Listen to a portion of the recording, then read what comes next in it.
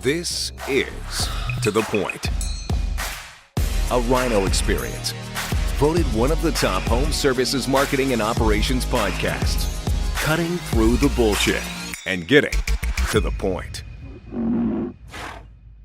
Hey, To The Point listeners, it's the host of To The Point Home Services Podcast, your boy Chris Yano, along with my co-host, Mr. Tall, Paul Redmond. Tall, Paul, how you doing, buddy? I am doing amazing. You know, Chris, I'm always bracing myself when you introduce me. If you're going to hit me with like a compliment, a job promotion, or just an insult that I have to kind of like backpedal on. But no, I'm excited, man. The stars have aligned today. We have a three-peat. You ready for it? I'm sorry, did you say job promotion? Yeah, you know, you just never know. I called you Tall, Paul. Yeah. Thank you. Today we record all of our podcasts on all of our. We have podcast recording done on Wednesdays, and this is our third. But it's great because our guest is a pretty cool guy, and I can't wait to talk to him and ask some of the questions and try to make him feel as uncomfortable as possible on this podcast. So that is my goal for today. That's not what I meant by three-peat. For me, you know, there's three things about our guest today when I said the stars line. Here's what I mean. Oh, got it. First and foremost, he's a podcast listener. So he's listened to podcasts. I think from what I understand, you listen to most of them. Thanks, Rusty. Two, he's a client of ours. We don't always have our clients on here. We protect their confidentiality. And three, he's a massive Lennox dealer. And you know that I'm an, huge Lennox guy, that I haven't hid that from anyone, including our listeners. So, man, I'm excited to have Rusty on today. So our guest, Rusty Cochran, is and his wife, Stephanie, by the way. I doubt she's going to listen to this, but if she is, shout out to Stephanie. President of We Care Plumbing, Heating, and Air in Southern California. But Rusty is, like Paul had said, he's been I'm grateful he's been part of the Rhino family, a customer of ours since 2019. Nice. And we've developed a pretty cool friendship. I did not know that you listened to the majority of all the podcasts, so thanks, Rusty. But hey, man, glad to have you on the show. Thank you. I'm humbled that you're inviting me on the program. So hopefully I can bring some good content to the show. You are going to bring some good content to the show. Will. You're going to do it. You already have. All right. So, hey, I want to just talk about a couple things. And so you're where you're sitting right now is the Marietta location, right? Which is the old boat place that you bought and turned into this beautiful state-of-the-art facility. That's where you're at right now. I can tell by the window behind you. Yeah, that's correct. We were Marietta, just like Georgia, but California instead. Got it.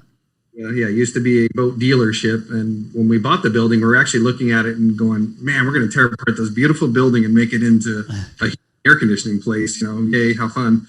But it was just a big, huge open showroom, like, you know, for the boats to be parked inside, and then a huge parking lot next door. And it's freeway frontage right behind me, so we have good signage on the freeway.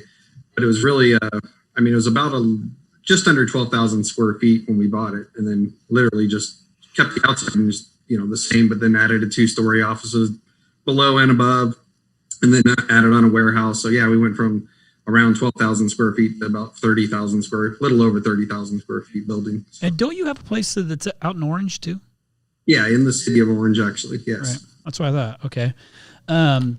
So you were ACA Contractor of the Year, but that was when? What year was that? Do you remember? Yeah, that was 2014. Got it. 2014. And the Dave Lennox Award winner, like 9 times. 9 times back to back to back to back to back to back to back to back. So they basically just leave your name engraved on the award. Is that kind of how that works for Southern California? So pretty much what they do is, it's funny because they announce it in January or February on a normal year. I mean, we've had COVID, but normally it's somewhere around February. And I seriously think that they have to go up to like the top of Mount Everest or something like that and carve this Dave Lennox trophy out of the granite on the top or something like that, because it takes until about August, September before you can get the actual trophy. I was wondering. I get it. Yeah, you take a picture with it, but then you don't see it, for many, many months. It's just the anticipation of waiting for this trophy to show up. But it's a great honor to be in that group of, there's 25 dealers that win, 20 residential, 5 commercial, and to be a part of that award is really special to me. I mean, it's a black tie. They take great care of us. For some context, if someone's not dealt with Lennox in the past or not a Lennox dealer, they may not be able to appreciate what it means to be part of the Dave Lennox, award-winning dealers. Tell me about some of the other dealers who you've gotten to know over the period of, I guess, winning it 9 times. Like, who are some other names that are in this circle with you? There's some small guys that you've probably heard of, like, Dave Geiger from Horizon Coast. I mean, what are they, like, some like 250, 350 million? I don't even know, but 5. And then you've got 500 million. Okay, whatever. Close. Yep. I'm just gonna turn my phone off and see you guys later. Good show. Racket. But I mean, you've got like Paul Kelly or Parker and Sons, in Phoenix. I mean, probably the largest single location in the United States. I mean, they're doing like 175 million out of one location. You got Collins Comfort, Airco Services in Tulsa. The list goes on and on. I'm drawing a blank, but I mean, there's one stop in Florida. I mean, so there's a lot of great dealers in there that are A1 in, which I believe is Boise. a Rhino as well. With They are. I think he's got one more year than me. He had to one up me. So just to meet and rub elbows with some of the best contractors there. I mean, you're talking about. I hear the numbers differently. Maybe, Paul, a little different, but it's something like 12,000 dealers or something like that buy from Lennox yearly. And then it's, like 6,000, half of those buy like consistently. And then you've got your premier dealers from that point. And then, to get the award at, top 25. I mean, it's a big deal. Winning that first one was just amazing. We kept pushing for it and finally got it. So, I mean, I will say that huge honor, but it's the most expensive trophy I could ever buy. Well, you still got to earn it. I mean, you did. Just to meet the high ups in Lennox and have that relationship with them as well is special too. Yeah. Well, I mean, it's again, it's just top 25. Like that's a big deal. And Pat Mittiger at A1 up in Boise is a customer of ours and one of the like best human beings I've ever met. I love the culture he's created up at A1. But yeah, I think that this was his 10th year of winning that trophy. The funny thing with Pat is like we had one of my best friends we used to work together, and he moved to Idaho. The family, the grandparents, the brothers, sisters, all the kids, everybody went to Idaho, and I got him a job with Pat over there. And I don't know if he wins every month, but he's usually one of the top salesmen anyway there at A1. And so we went out to go visit them, and Pat's like, "Well, just stay at my house." He's like, "You can take my." He gave us his car, his house. I mean, like everything. He threw a party. Like it was just an amazing experience. I mean, like such a great guy. Went to the company to visit that as well. But I mean, it was like, what a great host. Did he make you sing karaoke? We did have a karaoke night. But when we go on these award trips with him, I mean, that guy's nonstop singing, and he's a little different era, so it's hard to to do that together. But it's but we're singing. I mean, even Cooper Heating and Air is with us too, and he's always Gary Cooper, if you know him. Oh yeah, too. Yep, that sounds about right. Well, hey, listen. Also, I know off to your right is a pretty sweet guitar collection you got going on there too. That's on your right. Yeah, that's on your right. Yeah, it's right next to you. Yeah, on my right. Yep. Case of your guitar. So, then I want to ask a couple questions. Number one, because I know you're a music lover, as am I. All-time favorite concert. What was it? Oh boy. All-time favorite. Yeah, I know. I have to be biased because it's the favorite band, so it kind of like it probably wouldn't be, but I'd say Van Halen. But at the same time, I think the Eagles would be great too, just because it's hit after hit after hit. I mean, like every song was just amazing. So, I'd put one of those two. So, exceptional. Both of them are fantastic. What is a? I know the answer to mine, and I will admit it. But what band do you listen to that you'd be embarrassed that people know? Or is there any? I can't really think of it. I mean, I do have a wide range of music from Motown to disco to rock to hard rock to country, all that spectrum. I mean, I don't mean to offend the listeners, but I'm not into the hip hop or rap, but I know it's I know it's a huge thing, but I don't think. But man, I mean, I'm thinking like poison. Poison. I love poison. I don't know. I mean, I don't like. So I'm saying I don't have any regrets or anything like that about it. Oh my gosh! I think mine's, Chris, what's yours? I think mine's Nickelback. You do not. You listen to Nickelback? So listen, like I'm embarrassed. I said I'm embarrassed by it. They put out some good songs. Everybody makes fun of them, but everybody knows the words. They make fun of them, but what's wrong with them? Like I'll listen to Nickelback. Let me just make a comment. Just when I thought you weren't man enough to be vulnerable, you go and tell me you listen to Nickelback. This is the best day of my life. This is the best day of my life. Paul loves Dave Matthews, and I can't stand Dave Matthews. Sorry, listeners. Sorry. I just can't do it. I think it's just the voice. I can't. Anyhow, okay. Art. Moving on. I'm going to get more serious now, okay? If you could have dinner, what we're doing is letting our listeners know a little bit about Rusty without actually talking about anything professional yet. But if you could have dinner with anyone, you've heard this before if you listen to the podcast, alive or dead, who would it be? You know, that's a tough question, really, though, because, I mean, I would say God. You know, I mean, I have... Be the Last Supper? It'd be... Jesus. I hope not, but, I mean, it could be. But, I mean, I've got some questions. I question you, God, but I have some questions that I'd want the answers to. But, I mean, even, you know, John Maxwell would be great just to pick his brain, you know. Great leaders or good leaders ask great questions. I mean, just, you know, what are those questions?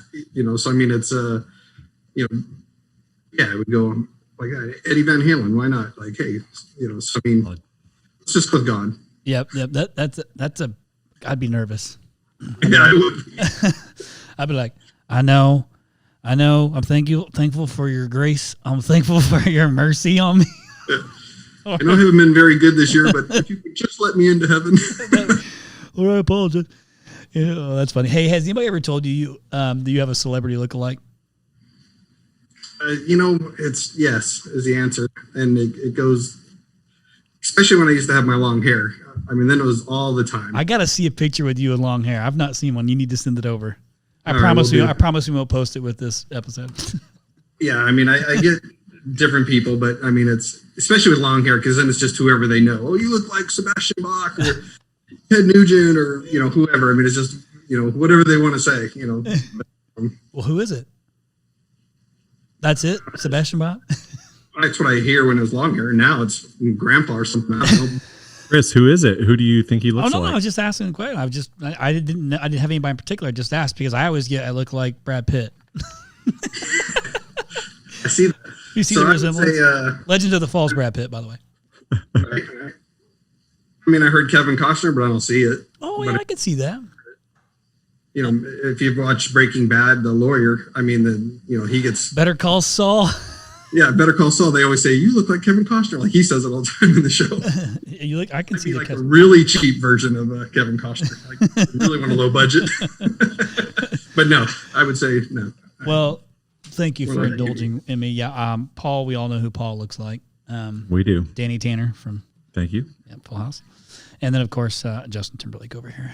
I'm just bringing sexy back. Okay, let's get into it. I've already wasted enough time. Thanks for indulging in our banter, Rusty. So let's go ahead and do this. So let our listeners know, just a little bit of how you got into the trades, a little bit about your story and kind of where you are today. And please, feel free to, basically take us through a timeline so that way they understand why we have Rusty Cochran on the episode today. Well, I'm still trying to figure that out myself, Chris. I'm about to tell you right now through your own story. So really, my dad was in the trades. I mean, I've got a whole family line of people in the air conditioning side of the business. And, but in high school for summer break, my dad worked for a company and I would go, during the summer and work with him as a helper into that trade. And then graduated high school. Went to a little bit of college, but it was more for refrigeration and air conditioning. So I was just doomed from the beginning. I mean, it was in the, in that vortex that you can't get out of. So I started in that part and I did, just working from a helper to a, eventually a lead guy, and then went into becoming a superintendent.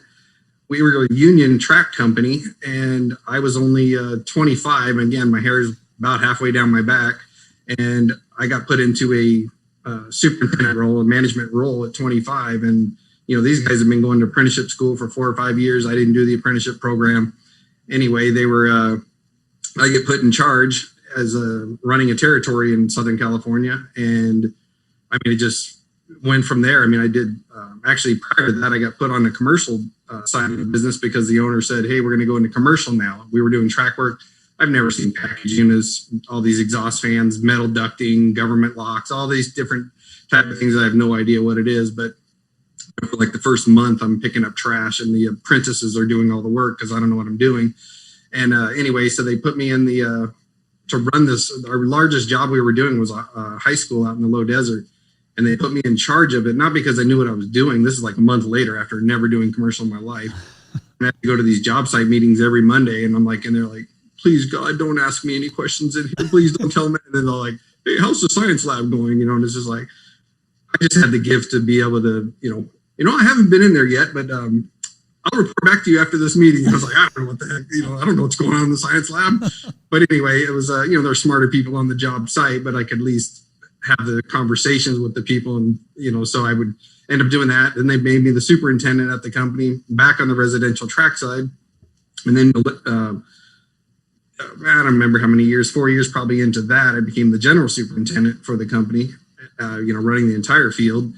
And then, it was just my time to move on. I mean, it wasn't a family business, but then it became a family business. And I understand that, nothing against that. I mean, it was he brought in one son, then another son, then another son.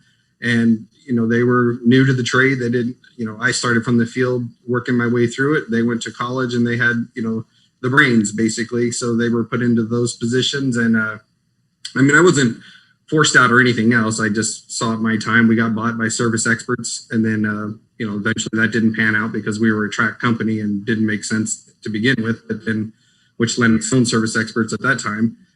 And then we went back to the owner bought it back from Service Experts. But at that point, it was just basically my time. I just, went out and actually had 2 buddies from high school that we started our very first rock band together with.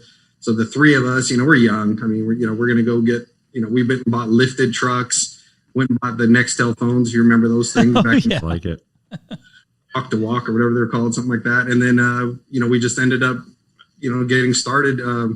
Not really ever getting started. I chickened out, honestly. I mean, we started like to advertise a little bit and then we got the license and everything like that. But then I chickened out, stayed with the company where I was at instead of it, and then stayed for about another year. Then went and got my own license and, ended up, starting out like most of us do probably that are listening to the podcast, started out of our house, my wife doing the inside office, answering the phones and doing the books with a baby on one shoulder, one side and one in the oven type of thing. And, from there we bought a piece of property with this is about the year 2000, actually.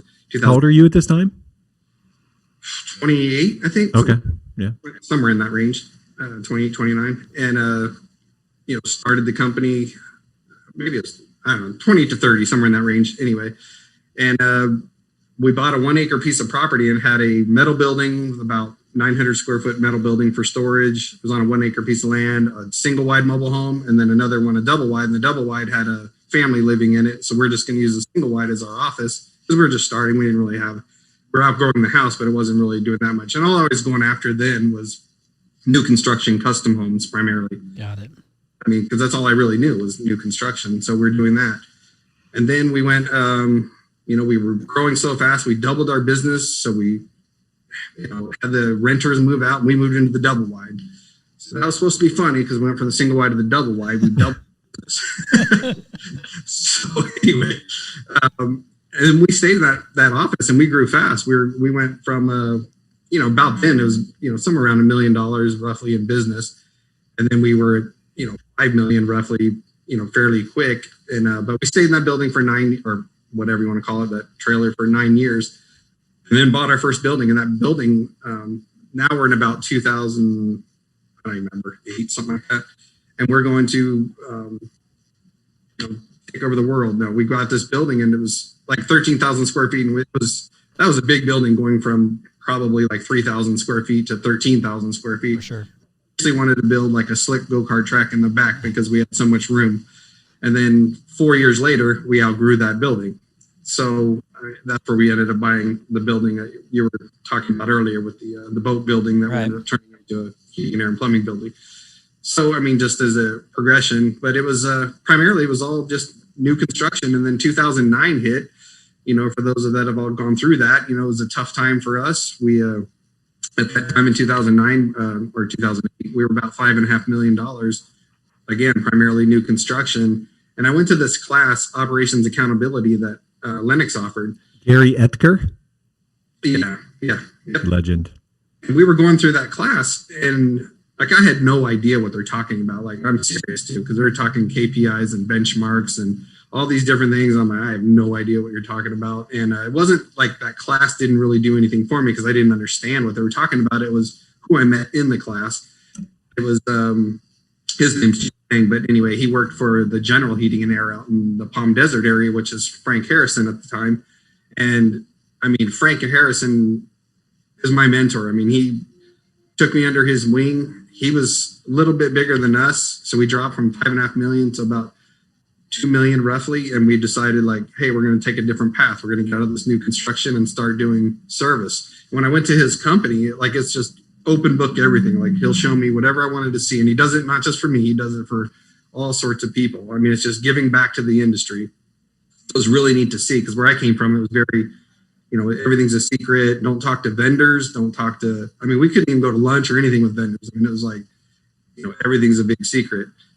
But he taught me a lot. That company I was at for the longest time was, he was amazing. We were down to the wire net. We knew how much everything cost. So, job costing was great. Labor was watched like a hawk. If they're not producing, we're a union company, but it's like, you're gone, and you're hiring 5 people right behind them. So, it was everything but following the union rules at that time. Yeah, it was crazy. But moving along, we were met him, and our guys are wearing sweats and jeans and torn up whatever, just shorts, hats on backwards, like you're wearing right now. But anyway, it was a different time, and we went to the there you go. We went to his office, and I took pictures, brought it back to our people, and just said like, look at us. Look at them, what looks better. So we went and got uniforms shortly after that. And that was the start of switching into a service replacement type model business. And, Frank Harrison was a big, huge help in that transition to help us along. Now, of course, what's the hardest thing to do is implementation of that stuff. So, from that point, we just grew and grew. And then, he became like we always, at the Lennox dealer meetings, we always sat in the front row together, and people thought we were father and son because we were always together. And then it ended up being that because everybody thought that, it was father and son, my wife and I ended up adopting Frank and his wife, Charlene. So we're actually the parents and he's the kid because, Frank and his wife, Charlene, it's, they're going to be the last ones at the bar. And he's, 70 something, 78, I think now, 77, somewhere in that range now. But he rides his bike every day. He's dancer. He's, everything like that. So, it was a great inspiration for me to see how this model was done. And, he helped tremendously, basically is my point. And then we would have goal, once I started understanding, I went back to that operations accountability class 3 times. And it made sense then. It made sense like the 3rd time. I'm a little slow. So, I got to hear it again and again to get that message through. But, even now, I'm still a learner. I have to keep soaking in knowledge. Probably too much. It's probably mine to a fault that, because sometimes it becomes the flavor of the week or month, like, oh, what did he listen to now? Or where did he go now? So, get too involved in too many different organizations. So there's my long story. That's, to where we are now. So where are we at today? Like, let's, everybody know where you're at today. Give them so they have an idea of where you've rebounded to all these years. Yeah. So we went from, like I said, from about 5 million in the trailer days. And then we went from 5 million to 9 million to 17 million just over a year, that just happened. And then 17 to 23 million. We hit plateaus at 17 million. We hit a plateau and it's like, okay, we stop. You don't have to, like if Ken Goodrich is listening, he's going to say, you shouldn't have to, you should just make money no matter what. Right. Like I said, super easy. he's super smart, and he gets it. I'm slow, so I had to hit the plateaus, and we did it again. We grew again, and we got to 23 million, then hit it again, hit a wall, 24 million, and then we went backwards, and a couple of times, and now we're on that pace again. We'll hit around 30 million this year for We Care. So it's 100 and give or take, but 160 employees, something like that. So and it's the people really that we still have our first employee, we have our second employee here, we have lost some along the way, but then maybe the eighth employee or something like that. So it's longevity with a lot of the people here, and that's what I strive for, is to keep them, and I get close to them. I love our people, so it's couldn't do it without them. Yeah. Well, that's great. I wanted you to share that information just so people have an idea, because the segue into this next piece is why that's important. I know from my world of being in the digital marketing world for home services, specifically HVAC, plumbing, electrical, how extremely competitive that market is. Oh yeah. And that's complete outlier. It is insanely competitive. So to accomplish these things, this is why I always kind of bust your chops when you're always like trying to downplay like the success that you've had. It's actually super admirable, because it would have been easy to quit or give up or do something, or but you're still in it, and you're competitive, and you're a player. And so to me, like, I look at it as like, it's pretty admirable, because I know that market is so competitive. I mean, I know you've come and visit with Paul Kelly, and you've been down to Tucson, and you have some of these guys that you talk to that you kind of look up to. But there's a lot of people who are going to listen to this right now who are like, holy shit, this guy's 20. I mean, you're 10 million in that market. It's hard, and I'm glad that I was waiting for you to talk about, once you hit recession, on how that changed your RNC game. I'm sorry, the new construction game, to now retrofit and kind of go in the whole add-on replacement route. But it's interesting to know, like, you've gotten to this size too, and you're still HVAC and plumbing, but you're focusing on the add-on replacement and service. It's awesome. But now I ask this because I've seen some of the things that you've done, because you and I have been working together since 19. But what are you doing to stay competitive after all these years in a market like that? Because you essentially are all on that whole Southern California side. But what do you do to stay competitive? I mean, it's not, it's value. It's not price. So, I mean, we're not competitive as far as a price. I mean, and I know that's not what you're meaning, but I mean, it's in order to be relevant. I mean, it's value building. I mean, there's still guys coming in with, how we used to look. And I'm saying, like, to everyone out there, just put on a uniform. Your people will stand about a foot taller, because of it. Maybe not as tall as Paul, but I mean, we'll be stand up. Well played. But, I mean, they really, the look. I mean, we've had to reinvent ourselves too many times, and that's, again, like, yeah, I like that better. And then, like, we did our vans. We wrapped 70 vans roughly, and it looked great at the time. And then I did, we found this crest logo thing, and, so we started to redo our vans again.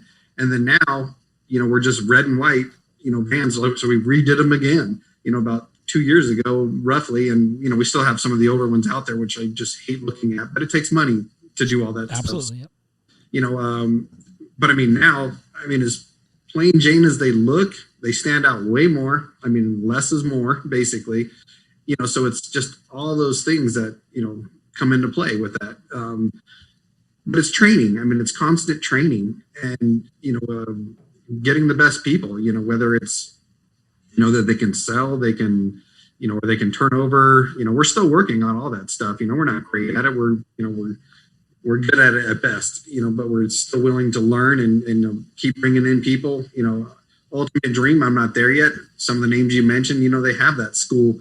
I would love to have the, University of We Care University, whatever it is, to get, we have a showroom in our building, which, I was talked into doing, but, nobody comes to our office. We're going to theirs. But if you can get them into our showroom, they're buying. Yeah. I mean, it's, they're not, because they get to see it, touch it, turn it on, feel it, everything. And like, that thing's not on. It's like, no, it's on. I mean, it's that quiet.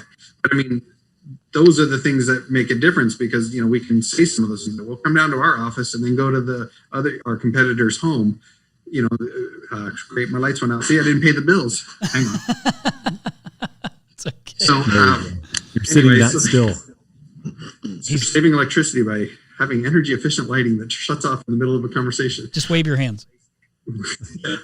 Dance.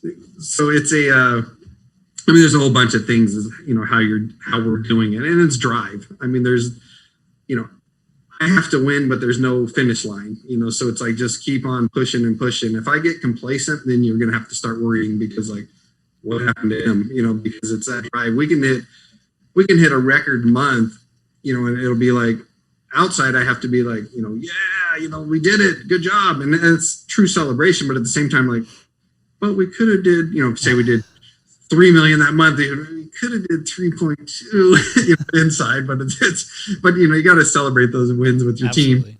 But at the same time, it's still like, that's how I am. I'm just driven and, keep on going. And, back to the Frank Harrison days, we would, I'd go out to his all company meeting for the first time, this is, I don't even know what year, but a long time ago. And it was like, knowing his operations manager at the time, he would say like, oh, this year, I don't remember the numbers, so don't quote me on the numbers, but he'd be like, we're going to do 3,000 maintenance agreements, this year, and we're going to do 8 million in revenue.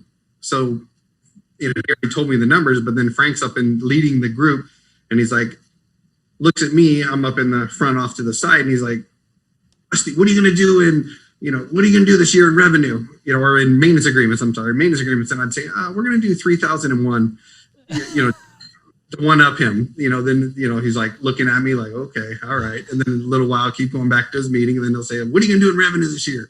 It's like, we're going to do $8 million and $1, and he's like, he just looks at me, he's like, bring it on, big boy. Like, it was just that competitive, that both of us are. I mean, we can't even play, ping pong without making it into when ping pong attacks. So it's fun. I mean, it's a great trade. It's been great to me, and eventually we added plumbing to the mix. It just makes sense. We're in the home already. I get carried away. Pretty soon I was running out of building space on the outside, because it was we're doing windows. And a lot of it had to do with the financing program that we had, pretty dialed in financing program that was allowed to be put on your property taxes.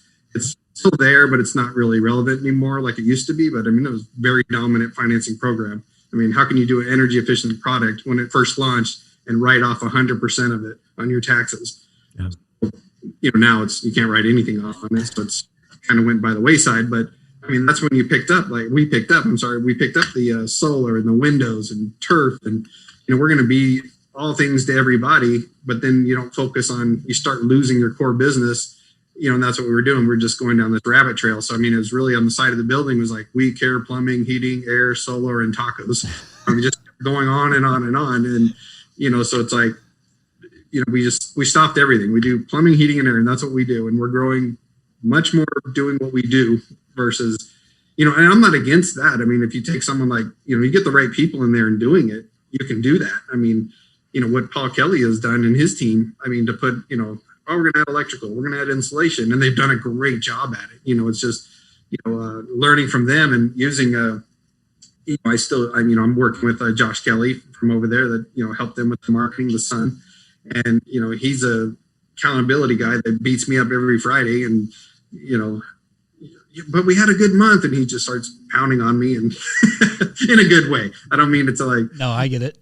He's there because he wants to see me succeed too, so it's been a really good relationship with him as far as that goes. But I mean, it just, surrounding yourself with more successful people is how you're going to grow, and being open to it, even in the company. I mean, you've heard the saying before, but I mean, I got to surround myself with smarter people than me, because that's how I'm going to grow, and that's how we're going to grow as a team as well. Yeah. Real quick, you mentioned something about breaking records, and I know you do something unique around your office to bring visibility to not just setting records, but exceeding those. So share with me what you shared with Mike a few weeks ago about breaking records. What do you mean? I'm not even following you. I'm sorry, Paul. The records. So you have some records Physical in your office records that you intentionally break. Yeah. Yes, we have. We had one of our, sales guy hit a record month. And first off, it was, I learned this from a different company, but it just fit me. It was like, wait, records, albums type of thing with music and everything else. So if a guy said he sold $3 million and that was the record at the time, we'll get a record for that. But the next part is the broken record, because the records are meant to be broken. So it's, again, you're going to celebrate that. All right, you did 3 million, but who's going to break it? That's, it's kind of that, football team wins the championship. It's like, everyone else that goes out and celebrates, I'm going back to the office to like, okay, now we got to defend the championship. So like, this is the same way. You're going to have the records, and you're going to have a shattered record on the wall now because you broke the original record. So the first one has to be an intact record, and then the second one will be broken records from that point on because somebody else beat it. So it helps, also keep them on their toes, because everybody wants a broken record, really. I mean, they don't want the record is the new record, but it's a broken record. So they're kind of getting ripped off. They get a broken record.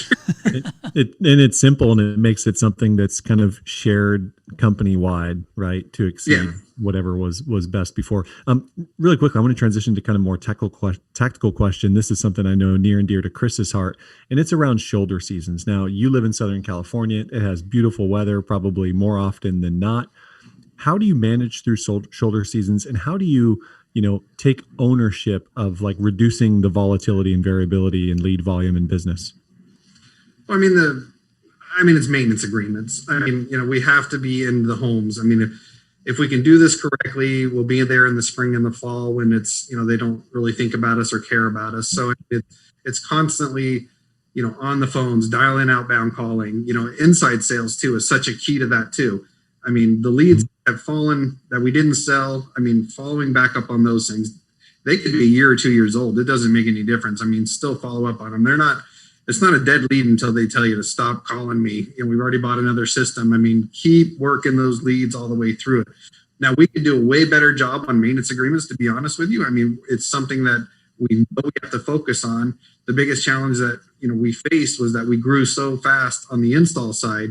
For me, it was fast. I mean, I hear some of these companies are growing the size of our company. They're just growing. So, I mean, in our world, we grew so fast, we didn't have time to build that great service department that could really flip and turn, which really helps when you have the maintenance agreements to get those things going. But, we're constantly training on it and getting better through it. I mean, this past year was our best winter, like going through the whole season, out of season basically, and stay busy without, guys missing work. I mean, so it's, those maintenance agreements keep you steady year round. They'll get you the installs, the sales, to sell more systems through that. And the same thing with, we have girls in here that was a guy. I mean, he left, he became a comfort advisor for us, but as a stepping stone for him to do the inside sales first. And then he went to outside sales, and, they're producing, over $1 million each person, from sales that we didn't make. Now, would we have got them? Some of them? Yeah, absolutely would have got some of those anyway. But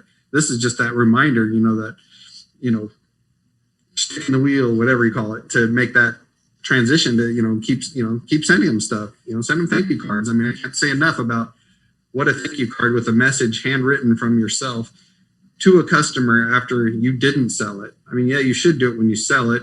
When I was selling for our company, I was guilty of that. I always sent thank you cards to the ones I didn't sell just because I wanted to get that sale. And if you put a personal note in there, like, mention the daughter's name, don't be creepy, but just mention, like, tell her I said hi, whatever it is. I mean, it goes a long way that you took the time and remembered and wrote something, to them and mailed it. And personalized it, yep. Yeah, you want some brownie points, send your guys' wives a card in the mail, when she opens it up in the mail. Like, why don't you just give it to me? But it comes in a mailbox, and it's a completely different feeling than it is if you was just handed her a card or told her. So simple little things. Yeah, good takeaway. So leadership. Let's talk about that for a second, because leadership training is extremely important to grow and scale companies. And we talked a little bit about this on a previous podcast. Like you brought up Dave Geiger, and he was recording with us today too. And we talked specifically about leadership. Obviously, when you have 20 plus, brands that you're managing, you got to have phenomenal leadership. And then also how his role has changed, but then how he's created leadership underneath him. That's a good, reliable leadership. Leadership training is important to you and your growth. But what do you consistently do to keep strong leadership, or just to give leadership training? Actually, before you answer that, One thing that really got my wheels spinning, and I was talking about this actually with Mike. Mike doesn't manage very many customers of ours. Mike is our vice president of digital, and he works directly with Rusty. But he and I were talking about this morning that we brought on Tom Howard from Service Titan, and Tom was talking about how he gives leadership training to every employee. Doesn't matter what they're doing. If they're pushing a room and they're cleaning the shop, they get leadership training that he puts on. So it got my wheel spinning on like, we don't do that here. We don't give everybody leadership training. We do trainings and we do different educational things every month, but it really clicked. I was like, you know what, maybe I should start putting everybody through leadership training just to maybe start to build that kind of leadership mentality, even in those who don't have it. Now, do you do something similar? Like, what do you have, like some regiment or anything that you do for your leadership team, or what is it that you do to continue to build your leadership? I mean, there's a few different things. I mean, to be set in stone, like there's no special right path, like it's just a career path from here to here at this point. But at the same time, I mean, we do a thing called driven leadership, which the easiest way to put that thing is like there's Rapport International, if you ever heard of them, or even Tony Robbins type training. It's like that type of training where we send the people off, and it's not really about the company stuff, but no matter how many people, like I separate my business from my personal life. No, you don't. It bleeds into each other no matter what. Absolutely. I mean, it does. And, so we send them there, there's, different, kumbaya type stuff. But then there's also, you care to journal about it. I don't like the journaling part. Like I just, that's not me. But we're, climbing up the largest tree in the North America, and then you climb up this platform. I forgot how tall the tree was, over 100 feet tall. And then you say a power statement. You jump off. You grab this trapeze thing, and then you're all strapped in, but it's still scary climbing this tree. Sure. You're tired and everything else. But most things like that, trust falls. But then it goes deeper than that, it's really like learning how to speak, to communicate, stand the right way, power stance. And then, it's communication, teamwork, and you need all the people in that room to get you through it. You would never make it. And it's amazing how a 3-day training course like that can turn complete strangers into the best of friends that you may or may not ever speak to afterwards. But I mean, like, you're tighter than you are with, your own family. Yeah, and, I get it.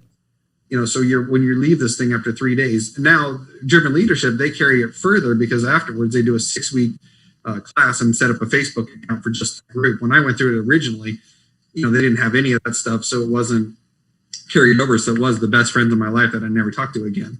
But now they continue that. And that's why they opened it up. They're just, they came from another organization and opened up theirs because they wanted that retention to come back, to them, rather than, you go and you never see each other again. So, we've been doing that for a long time. I started that in around 2006. So that's one piece of it. And we really send everybody, not everybody in the company, but I first was sending everybody in the company, and we do private classes.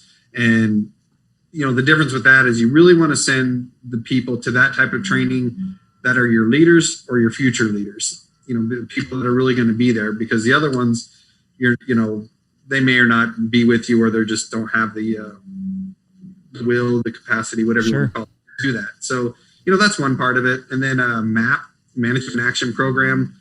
We've been doing that for a long time too. They're in Costa Mesa, Newport Beach area. And same thing. That's a manager's class there. Great. But that's a great one. That's good.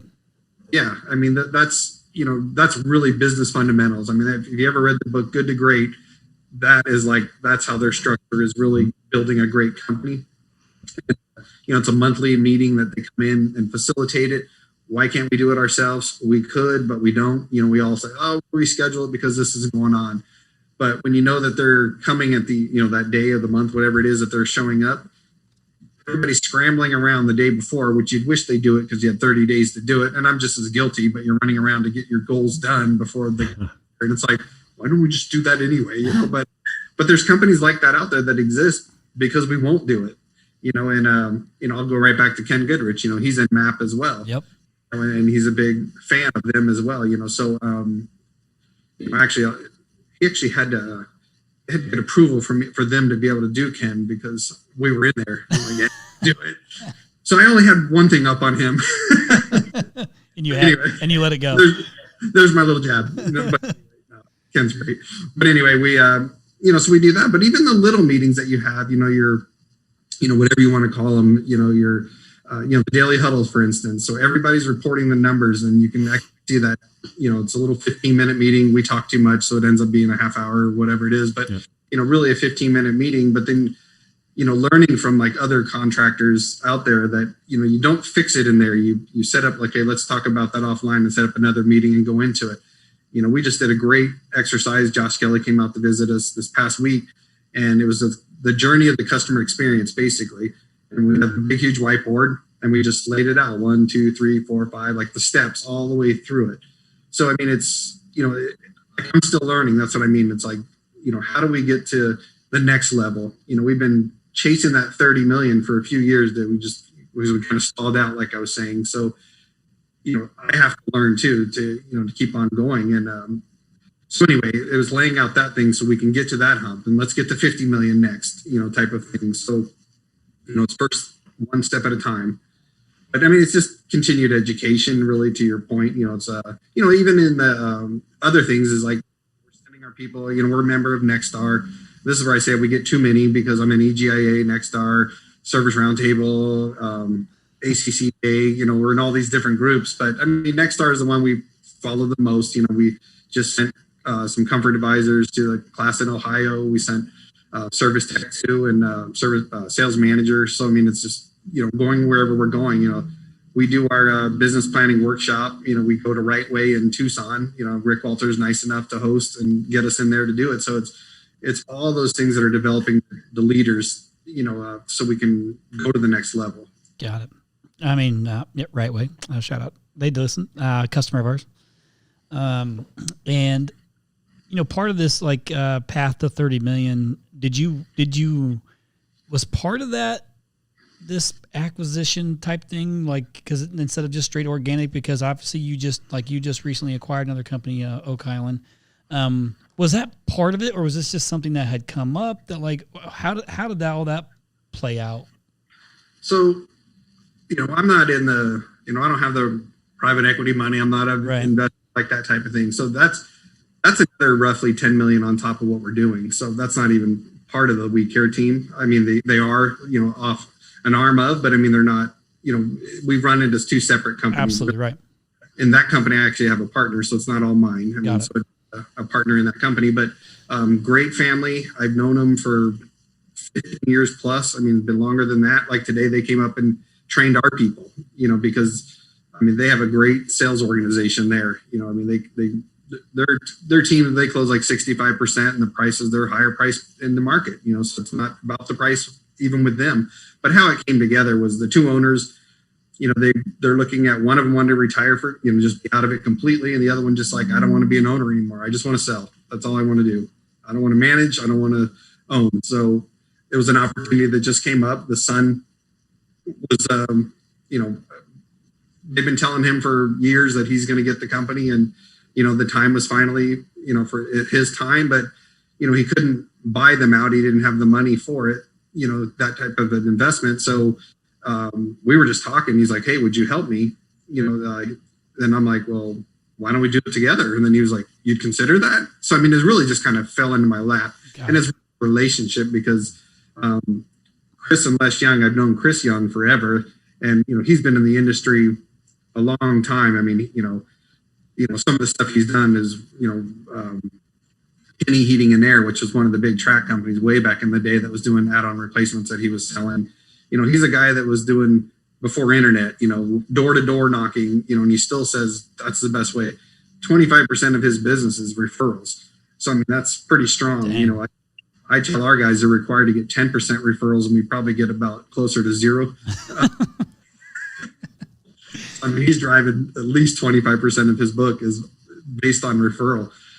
It's good to learn from people like that too. And, he's still part of the company, but he just didn't want to own anymore. So, it wasn't part of the plan. It just kind of happened. I bought a company. I mean, give you an idea of it. I bought a company because I wanted to get into this. And this went back probably 10 years ago. And the company was, roughly, I mean, I got 2 trucks, a whole bunch of tools. It was more of a plumbing company than it was heating and air. But I mean, I bought the company for $20,000, so you can imagine what I got. You know, it wasn't a whole lot of nothing. And we didn't do really anything with it. So I never did it again. You know, it was just, you know, we've been, you know, I don't even the 20,000 I bought from them, I don't even know if I got my return on investment out of that thing because we didn't do it right. Like you just, you know, we weren't marketing to those customer base that they had, you know, so all these different things. But I mean, it's been all organic really primarily for our business. And again, they're separate. It's a great company and great culture and, you know, look forward to seeing what they can do, you know, going forward with them. Love it. It's really working together though. But, you know, they're a customer. Now, obviously, once you start talking about acquisition, as long as you're leaving the brands the same, there's not really any like. I guess there's integration. It's just not like you're not crossing the brands up, but you're trying to unify. I think what the deliverables are, the communication is, like all the same things, so you can manage it the right way. But it's all hard. It's tough. Like it's a lot of work after that goes down. I mean, has there ever been a time when you thought like, I'm done, like I'm out? Every day. You know, there's always those ups and downs. I mean, for sure, you know, and it's, you know, you're getting your butt kicked, you know, like, hey, are we ever going to sell a job again? You know, type of thing. And, you know, you work through it. You just keep plowing ahead. And, you know, there's ups and downs all the time. And, you know, I mean, you know, quitting is not an option really for me anyway. I mean, I enjoy what I do. Right. I mean, I obviously, you know, back in the days when we were in our band, you know, the band was so good that I do heating and air conditioning now. So. Rusty Bones. Shout out to Rusty Bones fans everywhere. That's it, yeah. Yeah. Was that the name of the band? Yeah, Rusty Bones. So, I mean, now that's solid. There's probably other ones out there, so it's probably not going to be us, put it that way. But anyway, it's you know, I mean, those were the days. That was a lot of fun, you know, but I always worked like, you know, it was more like a weekend warrior job doing those bands. You know, we played all over San Diego and that was our scene. And then, you know, my son, you know, we bought him a little tiny little guitar, and then he's, you know, kids learn so fast. I mean, it's just like I go, hey, you learn how to play Eruption from Van Halen. It's just a guitar solo for those who don't know it. And I'll buy you a Les Paul guitar, you know, and then, I mean, like 2 weeks later, you know, we're going down to Guitar Center to buy him a Les Paul Gibson guitar, you know, I mean, and then how old is he? Well, now he's older. Back then he was probably like 14 or something like that. Wow. 12, 14. I mean, he's playing talent shows. And then they went on to play like Wild Wild Fest. And then they're playing the House of Blues, Whiskey A Go-Go, all these, you know, big places where band got their start at, you know, type of thing. So it's like, and he jammed on guitar, but, you know, he does heating and air conditioning now as well. Well, you get sucked in. It's so hard to get out. Yep. I mean, I tried to get him to start a band. He's got a younger brother too. Got him on drums. Like, someone's got to make it. I got to live this vicariously, man. You need to add one more guitar to that case. I know, right? If you could, we're probably about. I mean, this podcast has flown by. We're like 55 minutes into this thing already, which blows my mind. That's Paul's favorite number to go into. Keep it on point. If you could go back and tell, you know, Rusty back in the beginning, anything, give him any advice when you were just first getting started, what would that advice be? Because I guarantee you we have quite a few listeners right now who are in that position looking for something to avoid a bomb, you know, or a hurdle or something like that. But what advice would you give yourself, old school Rusty? So probably got this lesson about 2 years ago. And this is the greatest piece of advice I got. It's the greatest piece of advice I could give. Like it. Sell it for more than it costs. There you go. We have the title for the podcast now. Sell it. Here's your MBA from the Rusty School of Business. Yeah. $10,000. Thank you. Get out. We're all, you know, but really it is, you know your cost. I mean, know the business side. A lot of us came from the field. You know, I was an installer. I mean, that's where I came from, you know, so I have a special, you know, my heart goes out to those guys up in the attics all day long, but you have to know the business side. I mean, that is the most important part. And again, I'm still a student, you know, it's you know, financials is not my thing. I wasn't an accountant, you know, I mean, I didn't know that type of stuff, you know, learning balance sheets. It's important. You got to know your profit and loss statements, got to know your balance sheets. You know, I'm a revenue guy. I chase revenue. It's like, oh, let's get to that 5 million, 10 million, 20 million, 30 million, go. But then you find out you're losing money behind you. You're dropping money anyway, left and right. So if knowing your numbers and comparing them from month to month or year to year, looking at those things, it's such an important part of the business part of it, where everybody thinks like, everybody's job is important in the whole company. But I mean, you as the owner, you need to know the numbers. I mean, be able to maybe not go toe to toe with your accountant, because you better have a really good one if that's not your role. Absolutely. You've got to know that and be able to question those, where can we cut? Where can we save? Where can we expand? What can we, it doesn't have to be like everything has to be cut. No, it could be like spend more to grow, to be able to make some money at this business. We got our butts kicked in 2019, and, it was when you're down, that's really when you start paying attention even closer. So, you turn it around and, keep going. You've heard a lot of those stories where we were $1 million in debt or 500,000 in debt, whatever it is. You hear those stories, and it's like, but they survived because they, paid closer attention to the numbers, in the company. So yep, follow the KPIs and benchmarks, and if you hit those, you'll be doing fine. Yep, and you can't just chase that. I mean, like you ever heard the term like sales fixes everything? That's at some point, it's not always true. Certainly is helpful. It helps. It's certainly helpful. Yeah, it doesn't solve everything, but you have to, not just focus on, well, I sold X amount this day, if you're not paying attention to what's going out the door too, and all that stuff. So, great advice. And you don't have to know everything. Like you can start with a small group of KPIs too. And like, there's plenty of people you can ask for it. Rusty, would you be open to, sharing just, and if anybody wants to reach out to you or ask any questions just about anything, which will certainly happen, are you okay with sharing your contact info with the listeners?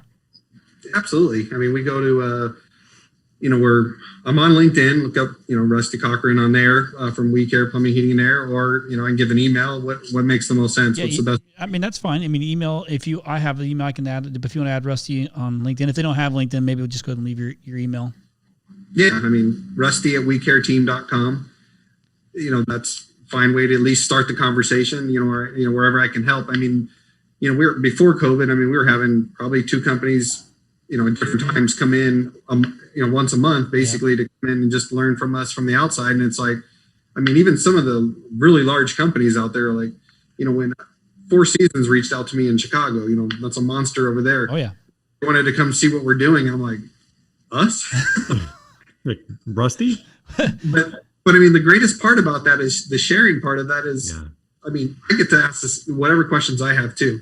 So if I can give them one nugget and I can take away 10, whatever it is, I mean, just, because it really doesn't matter what size you are. It's really, asking the right questions and growing it. I mean, everybody has some kind of pearl of wisdom to help. So, I mean, I'm open to sharing. I mean, I think it helped me. I mean, it got us started in this model, and I'm willing to, give back. It's actually fun for me. I mean, that's the rewarding part, is giving back. Absolutely. Well, listen, man, I appreciate you so much giving us your time. I know I've been I've come at you a couple times to do this, and you've been hesitant. So I'm glad you finally toughened up and did it. Well, I appreciate you guys. Thank you for having me on. I mean, definitely the bourbon helped me get this thing today. So I didn't know you were a bourbon guy. Now we know.